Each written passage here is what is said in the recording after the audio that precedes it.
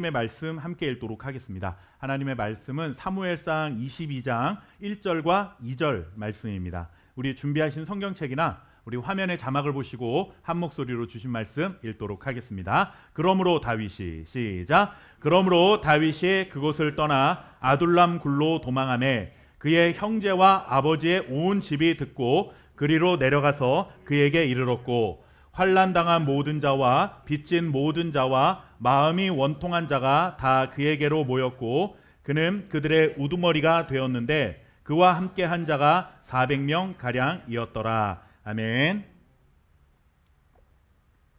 사람은 누구나 평화로운 세상을 원하고 그리고 또 그런 평화로운 세상 속에서 행복한 삶을 살아가기를 소망합니다. 어느 누구도 갈등과 다툼이 가득한 세상이었으면 좋겠다 생각하는 사람도 없고 그리고 내 인생은 언제나 눈물과 한숨으로 가득했으면 좋겠다라고 그런 기대를 가지고 살아가는 사람은 단 한 사람도 없을 것입니다.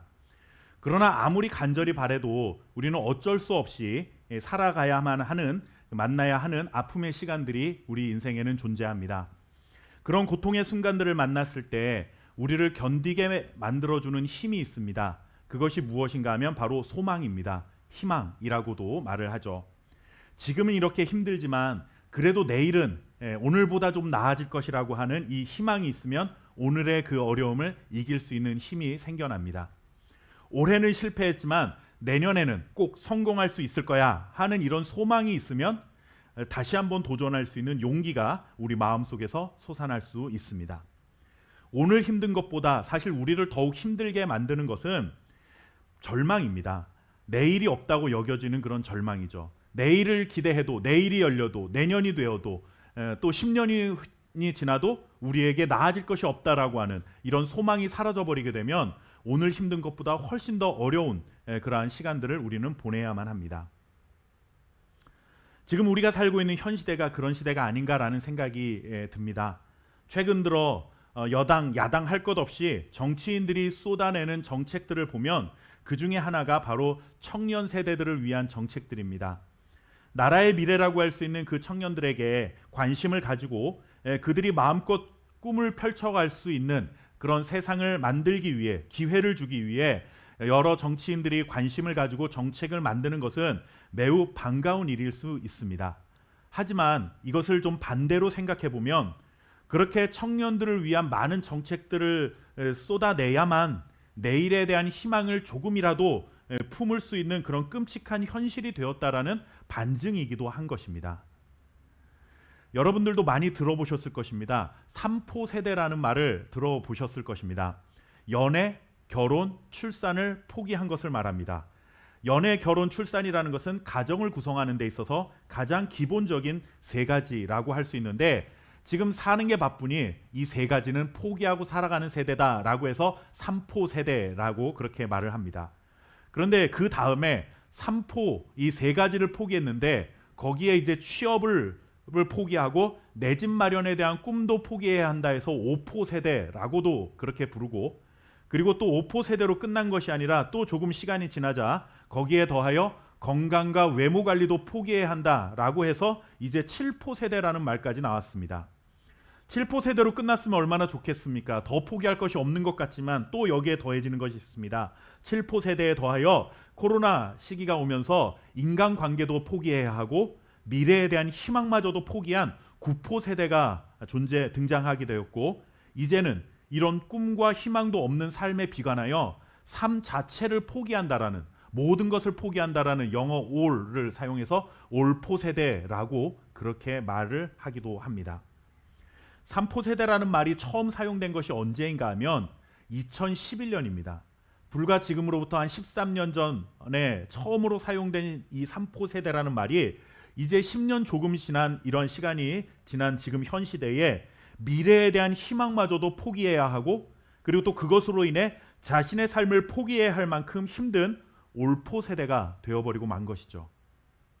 우리의 마음을 더 쓰리고 아프게 만드는 것은 오늘도 힘들지만 그래도 내일은 괜찮아질 거야. 이것이 청년들이 가질 수 있는 유일한 희망 아니겠습니까?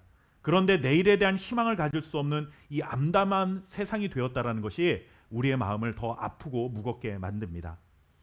그런데 어디 비단 청년들뿐입니까? 그래서 기성세대도 마찬가지입니다. 여러분들 사오정이라는 말 혹시 기억하십니까? 이 사오정이라는 말이 45세에 정년한다라는 그런 뜻을 담아서 이제 사용했던 말입니다. 사실 처음에 사용할 때는 농담 반 진담 반처럼 그렇게 사용했을 터인데 이제는 더 이상 그것을 농담처럼 여길 수 없는 그런 시대가 되었습니다. 또 오륙도라는 말도 있습니다. 여러분들 오륙도라는 말 혹시 들어보셨을까요? 예, 뭐 저 밑에 가면 있는 섬 이름이 아니라 50대와 60대에도 직업을 가지고 있으면 도둑이라는 뜻입니다. 그만큼 청년 세대가 해야 될 일들을 50대, 60대가 차지하고 앉아서 그렇게 직업을 계속 후대에게 물려주지 않는 그런 어떤 사회를 빗대어 하는 말이겠죠. 사실 50대, 60대면 요즘 참 젊은 세대라고 말할 수 있을 만큼 우리 평균 연령이 굉장히 많이 길어졌습니다.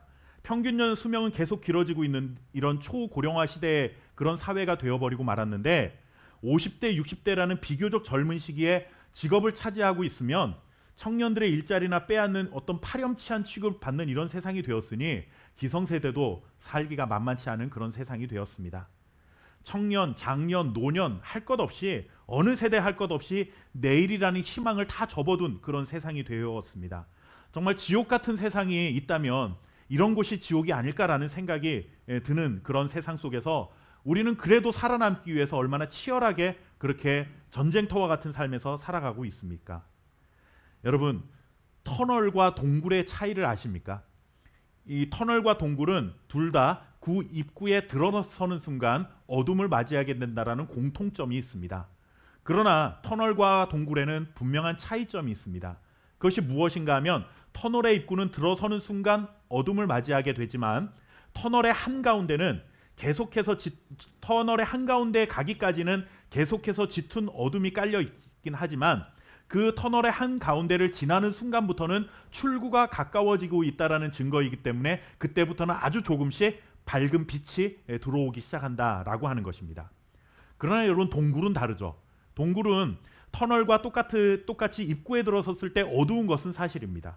그런데 동굴 속으로 들어가면 들어갈수록 어둠은 점점 더 깊어지게 되고 그리고 빠져나올 출구가 없기 때문에 계속해서 터널 안에 갇혀 어둠 속에서 살아야 한다는 다 차이점이 있는 것입니다. 터널은 그래도 내일이라는 희망을 가져볼 수 있는 삶으로 비유가 된다면 동굴이라고 하는 것은 내일이라는 희망마저도 사라져버린 삶으로 비유할 수가 있는 것이죠. 지금 우리가 살고 있는 이 시대는 여러분들 터널일까요? 동굴일까요? 참 터널이라고 말을 해야 할 것 같지만 우리가 사는 이 삶의 현실은 동굴인 것 같다라는 생각이 훨씬 더 많이 드는 것이 솔직한 우리의 현실입니다. 정년복이라는 시인의 희망이라는 시가 있습니다. 우리에게 조금이나마가 위로가 될 것 같아서 오늘은 제가 설교를 시작하면서 이분의 시를 한번 읽어드리도록 하겠습니다. 여러분들 자막을 보시면서 한번 시의 내용을 한번 보시기를 바라겠습니다. 바람에 지는 꽃잎을 서러워하지 말자. 꽃잎이 떨어진 그 자리에 열매의 속살은 도들이. 서산마루를 넘는 석양을 바라보며 눈물 흘리지 말자. 내일 아침이면 눈부시게 태양은 다시 떠오르리. 칠흑 같은 어둠 속 폭풍우 앞에서도 두려움에 떨지 말자. 이윽고 파란 하늘 저편 찬란한 무지개가 피어나리. 살아있는 모든 것들은 희망의 씨앗을 품고 있다라는 시입니다. 성경 말씀은 아니지만 그래도 들으면 좀 위로가 되지 않습니까? 이분이 이 시를 쓰신 분이 그리스도인인지 아닌지는 제가 잘 모르겠습니다만 뭐 내용만 보면 우리 그리스도인들이 충분히 공감할 만한 그런 내용인 것 같다라는 생각이 듭니다. 특히나 살아있는 모든 것들은 희망의 씨앗을 품고 있다라는 이 마지막 글귀가 우리의 마음속에 큰 울림이 되는 것도 사실이죠.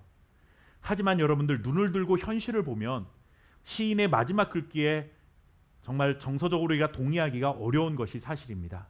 살아있다고 해서 그것 자체만으로 희망의 씨앗이 될 수 있을까? 우리는 의문부호가 붙는 것이죠.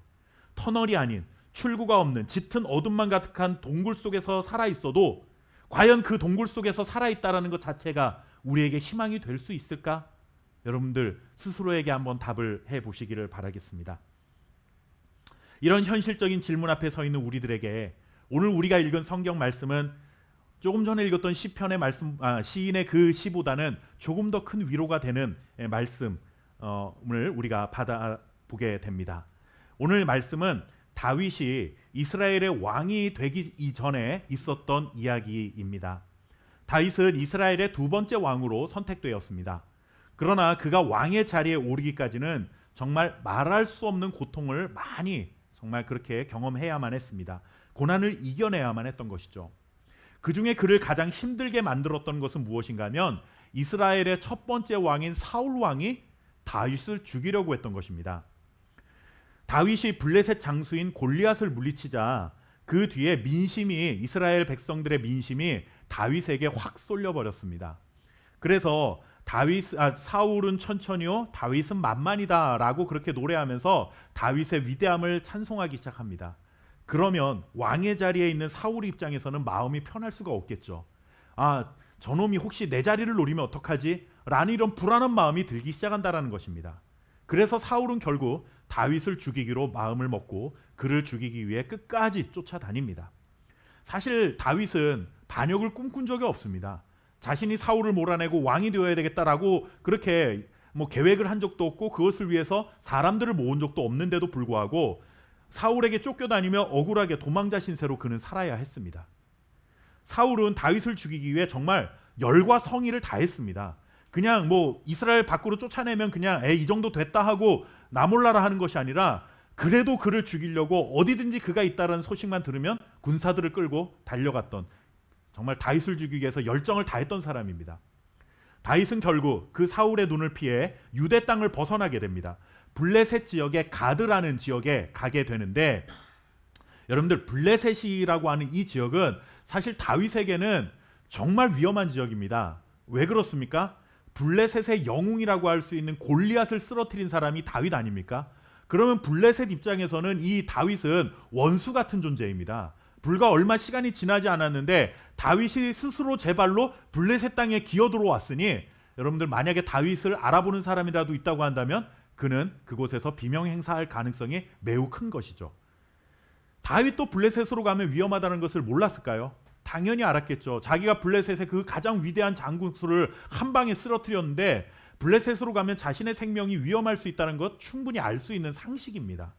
그런데 여러분들 그럼에도 불구하고 사울을 피해야 할 만큼 사울의 눈을 피해서 그곳에 가야 할 만큼 그는 절박했던 것입니다. 아마 사람들이 자기를 못 알아볼 것이라고 생각했을 수도 있습니다. 다윗은 블레셋의 가드 지역을 다스리고 있는 아기스라고 하는 왕 앞에 가서 도움을 청했습니다. 다행히 여러분들 아기스는 다윗이 누군지 알아차리지를 못했습니다. 그런데 문제가 발생합니다. 아기스의 신하들 중에 몇 사람이 블레셋을 쓰러뜨린 다윗의 얼굴을 알아본 것입니다. 그러니 그가 신하들이 왕에게 말을 하는 것이죠. 우리의 장수 블레셋을 쓰러뜨린 사람이 우리 이렇게 왕실에 침투했는데 혹시 왕의 생명을 위협하러 온 그런 첩자가 아니겠습니까? 라고 하는 그런 말들을 하는 겁니다. 아기스 입장에서도 그런 위험한 다윗을 놔둘 수가 없겠죠. 그러자 이 다윗의 자신의 정체가 탄로나게 된 것을 알고 다윗이 그때 뭘 하냐 하면 침을 흘리면서 미친 척을 하기 시작합니다. 자기는 미친 사람이라는 거죠. 그래서 왕실에 들어가는 문 앞에서 문을 극적거리면서 미친 사람 연기를 한 겁니다. 그 모습을 본 아기스가 저런 미치광이를 나한테 데려왔냐고 소리치면서 쫓아내버리고 맙니다.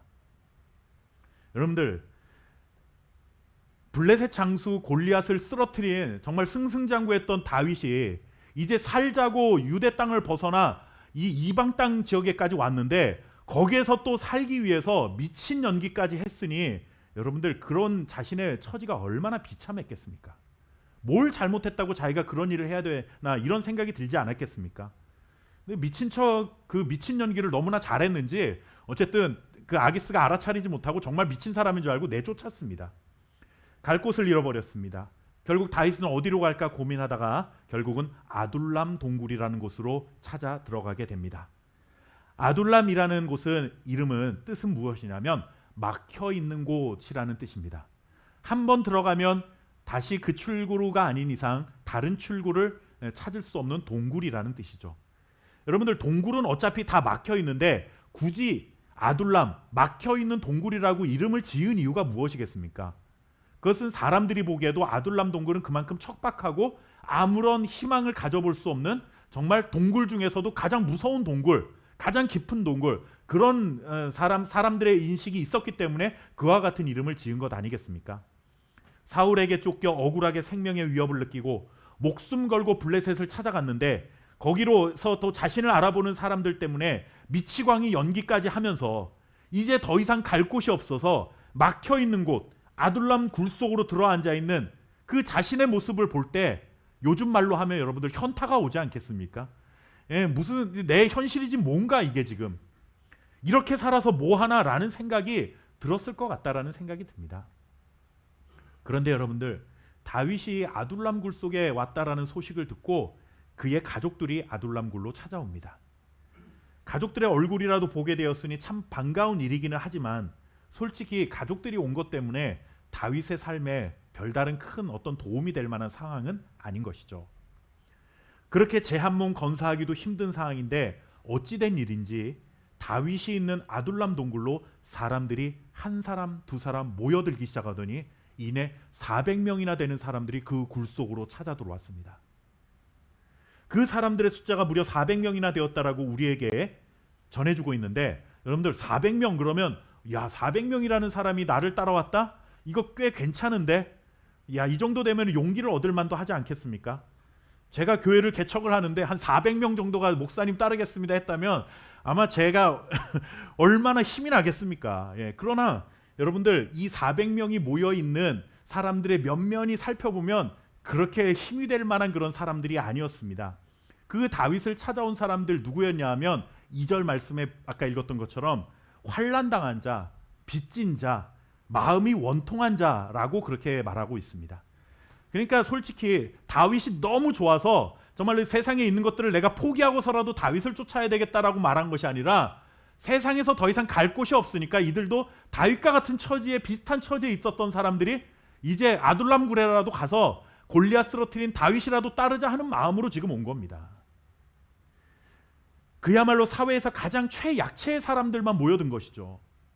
그런데 아무런 도움이 안 될 뿐만 아니라 오히려 지금 다윗의 형편에 자기 한 몸 건사하기도 힘든 상황에 있는 사람 입장에서는 그렇게 모여든 400명이 위로가 되는 게 아니라 오히려 부담스럽고 책임감만 더 커지는 여러분들 그런 상황 아니겠습니까? 짐만 되는 겁니다. 아둘람이라는 아무런 소망도 없는 누추한 동굴 속에서 여러분들 전혀 힘이 되지 않는 사람들 오히려 다윗에게 커다란 짐과 부담만 되는 그런 사람들 400명이 모여 앉아 있으면 무슨 선한 것이 나오겠습니까? 거기서 사실 절망과 원한과 증오와 무기력한 사람들끼리 뭉쳐서 얘기하기 시작하면 긍정적인 얘기보다는 부정적인 말들이 오갈 가능성이 매우 큽니다. 그리고 또 서로에 대한 신뢰가 아무래도 갖기가 쉽지 않은 그런 관계가 유지될 수밖에 없는 것이죠. 지금은 서로 처지가 비슷하니까 서로 이렇게 한 공동체 안에 있긴 하지만 그 사람을 전적으로 신뢰하지는 못한다라는 겁니다. 왜냐하면 과거에 내가 누군가로부터 큰 상처를 받은 아픔이 있기 때문에 그런 아픔이 누군가를 신뢰하지 못하게 만드는 원인이 될 수 있다라는 것이죠. 정말 한 마음으로 똘똘 뭉쳐서 여러분들 희망을 만들어낼 수 있을까요? 지금 아둘람 굴 속에 모여있는 이 400명이 모여든 사람들 보면 자기들끼리도 한 마음 한 뜻이 되기 어려운 그런 상황이 분명합니다. 다윗도 그런 사람들을 보면서 얼마나 절망스러웠겠습니까? 자신의 비참한 운명을 더욱 비참하게 만드는 부담감과 이 참담한 마음뿐이었을 것입니다. 그래서 그때 그 아둘람 굴 속에서 다윗의 자신의 마음을 고백했던 시가 있는데 그것이 바로 시편 142편에 담겨있는 시입니다. 우리 142편 1절과 2절 말씀만 좀 같이 읽어보겠습니다. 내가 소리내어 시작. 내가 소리내어 여호와께 부르짖으며 소리내어 여호와께 간구하는도다. 내가 내 원통함을 그의 앞에 토로하며 내 우환을 그의 앞에 진술하는도다. 아멘. 여러분들 다윗이 얼마나 원통하고 마음이 공고했는지를 그대로 보여주는 장면 아니겠습니까? 자신은 아직 이스라엘의 왕도 아니고 골리앗을 이기기는 했지만 아무런 힘과 권력도 없는 그런 사람입니다. 그런 그냥 소년에 불과하고 더군다나 400명이나 되는 사람들의 미래를 책임질 만한 능력도 없는데 그저 억울한 누명을 쓰고 사울에게 쫓겨다니는 도망자 신세에 불과한데 어떻게 해야 할지 암담한 겁니다. 억울함에 더해져서 이제 책임감까지 무거운 짐까지 져야 하니 다윗은 점점 더 힘든 상황 속에 아둘람 굴에서 그저 고개가 축 어깨가 축 처진 채 그렇게 지내고 있었던 것이죠. 내일은 고사하고 지금 당장 어떻게 살아야 하나 정말 신라 같은 희망도 품을 수 없는 상황이었는데 그 순간 다윗이 할 수 있었던 것 한 가지가 있습니다. 하나님께 부르짖는 것이었습니다. 자신의 억울함과 원통한 마음을 그렇게 쏟아냈습니다. 제가 2주 전에도 예레미야의 기도를 우리가 함께 살펴보면서 우리가 너무 하나님 앞에서 경건한 말로 기도하려 하지 말고 우리의 마음을 진실하게 고백하는 기도를 할 수 있어야 된다. 그것이 정말로 의지할 것이 하나님밖에 없는 사람들이 할 수 있는 유일한 방법이다. 그것이 유일한 기도다라는 말씀을 드렸습니다. 저는 그런 의미에서 이 다윗의 기도가 너무 좋습니다. 우리는 기도하면 하나님 제가 너무 원통해요. 제가 속상해서 못 살겠어요. 이런 기도 여러분들 해보신 적 있습니까? 우리는 이런 기도를 하면 믿음 없는 사람 취급받는 그런 분위기 속에 살다 보니까 이런 기도를 드리면 안 될 것 같지만 여러분들 정말 아둘람 굴 속에 처박혀 있는 다윗의 심정에 무슨 하나님이 나의 왕이시며 나의 정말로 예배를 받으실 분이시고 나의 영원한 소망이십니다. 이런 고백이 어떻게 나오겠습니까?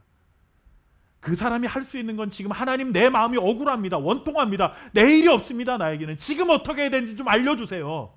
이것 외에는 여러분들 부르짖을 수 있는 것이 아무것도 없었던 다윗이었잖아요. 하나님을 붙드는 것 외에는 그가 할 수 있는 것이 없었습니다. 출구를 찾을 수 없는 그 막혀있는 동굴 속에서 어둠남만 짙게 깔려있는 그 동굴 속에서 내일이라는 말 자체가 너무나 사치스럽게 느껴질 수 있는 절망적인 동굴 속에서 그가 유일하게 할 수 있는 것 한 가지는 하나님께 부르짖고 하나님의 손에 매달려 있는 것 외에는 없었습니다. 이것은 사실 다윗의 기도라고 하기보다는 절규입니다. 이건 절규, 외침이죠. 죽기 살기로 부르짖는 겁니다.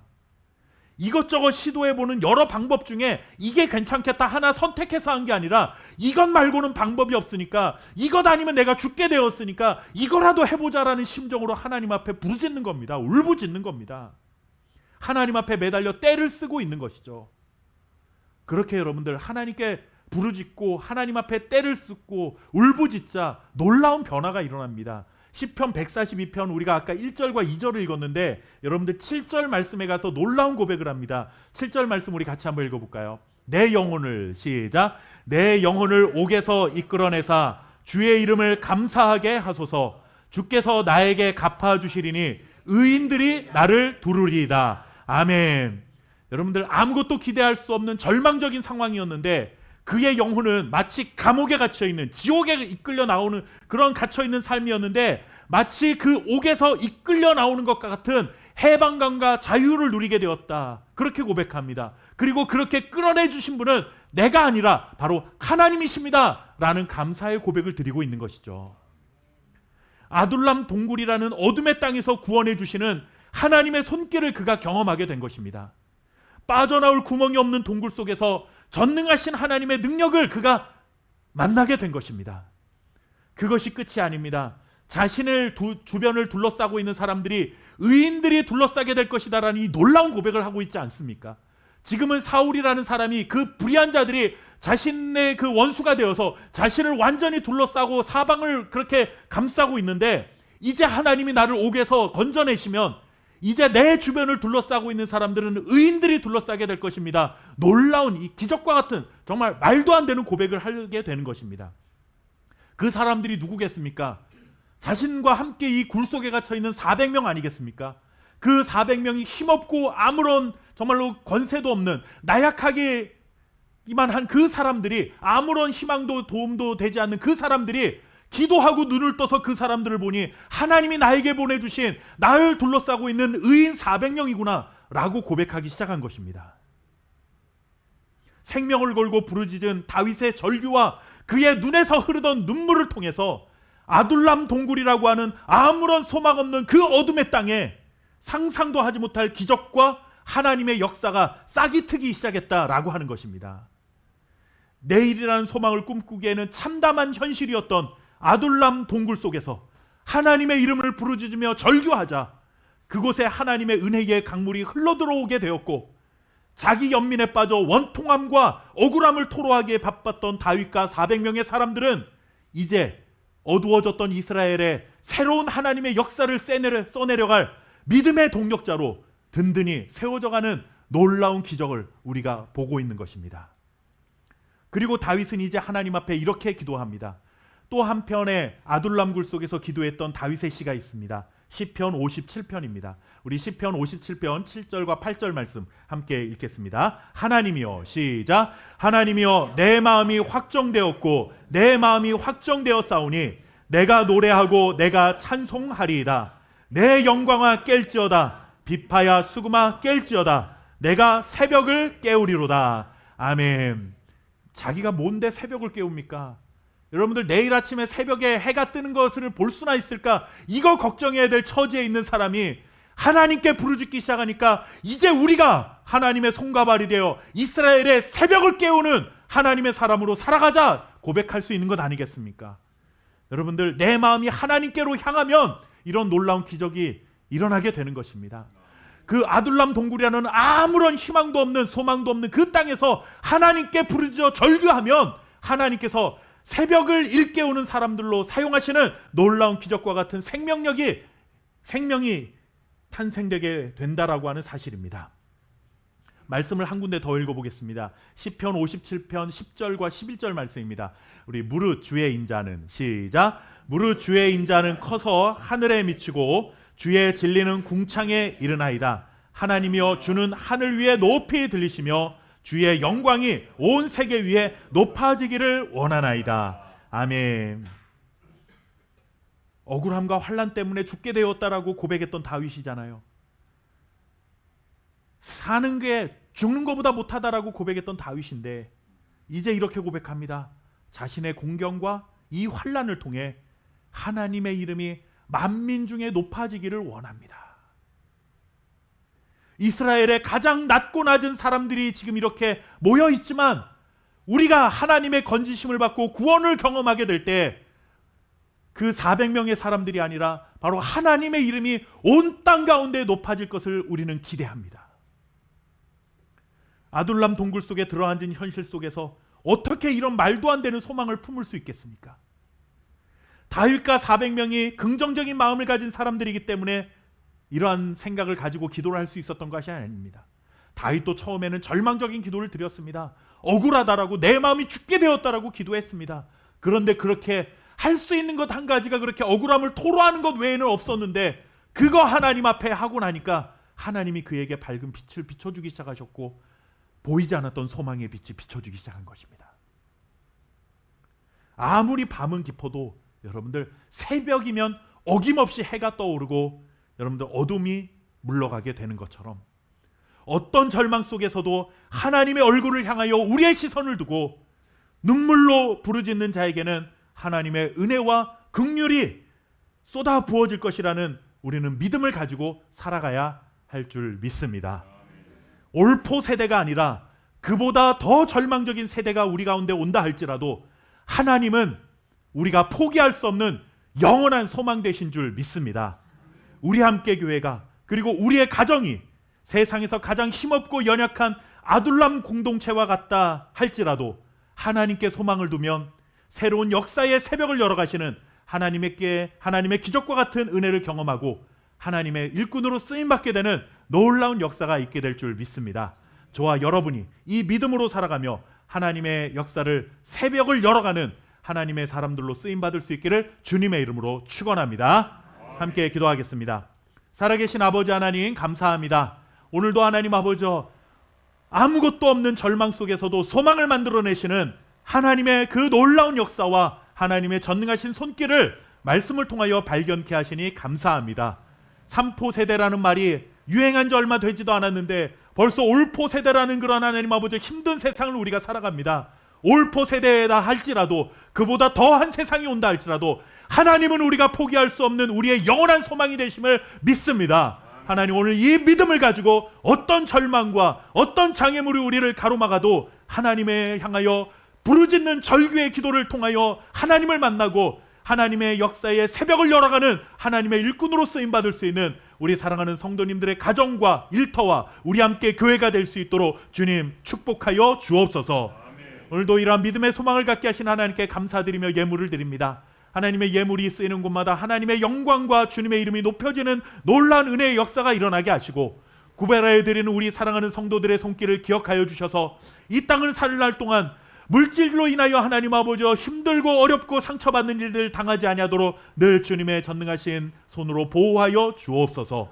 특별히 5월 한 달에는 우리 함께 교회가 개척했을 그 해부터 이웃을 돕기 위하여 아름다운 또 하나님 아버지 나눔을 진행합니다. 우리 함께 나눔에 우리 함께 동참할 수 있는 마음을 허락해 주시고, 우리를 하나님 아버지 규모가 작다 할지라도 마땅히 해야 할 선한 일들을 통하여 하나님의 영광을 나타낼 수 있는 교회와 우리 사랑하는 형제자매들이 될 수 있도록 축복하여 주옵소서.